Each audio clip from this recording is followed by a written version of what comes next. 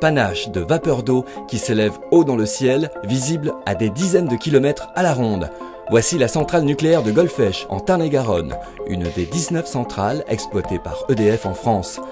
Une des plus récentes, ouverte en 1990. Elle produit l'électricité nécessaire à l'ensemble de la population de Midi-Pyrénées. Nombre de salariés, 900.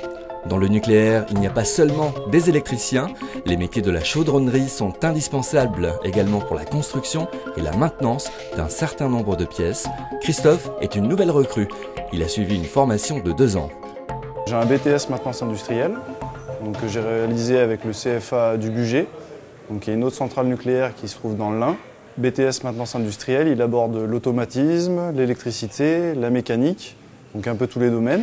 Et après, je me suis retrouvé ici dans un service qui est plus mécanique. Autre exemple de métier, les robinetiers. Des robinets de toute taille et de toutes sortes, il y en a 26 000 dans la centrale. Ils servent notamment à réguler la pression des fluides dans les installations. Fabrice est préparateur robinetterie, c'est lui qui établit les dossiers d'intervention pour les techniciens. Je pense qu'il faut de la prudence, de l'humilité. Nous sommes sur une installation nucléaire.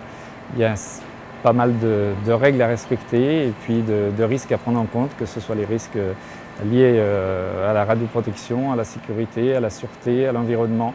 Donc que ce soit le préparateur ou le technicien qui intervient, la prudence prévaut toujours.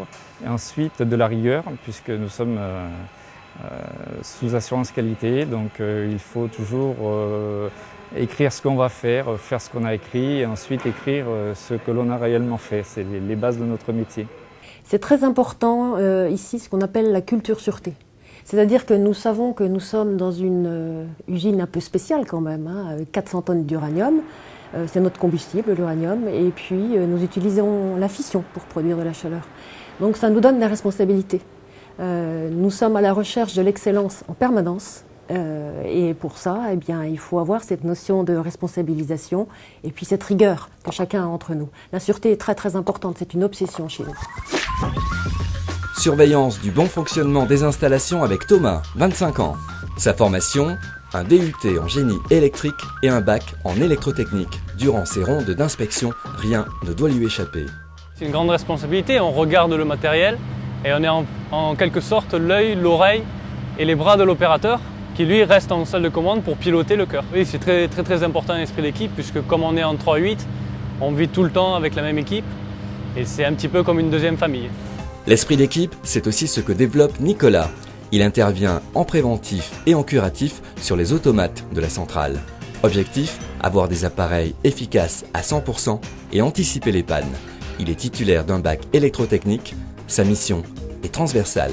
En fait, on est beaucoup amené à dialoguer avec les autres services. Donc inévitablement, il faut avoir un sens de la communication, ça c'est indéniable. Que ce soit ne serait-ce que pour poser de simples questions et attendre des réponses bien précises afin de nous guider après dans notre dépannage et nos activités de tous les jours. Le quotidien de Samantha, des prélèvements et des analyses, à la fois à l'intérieur de la centrale et à 10 km à la ronde. Des résultats qui sont ensuite rendus publics.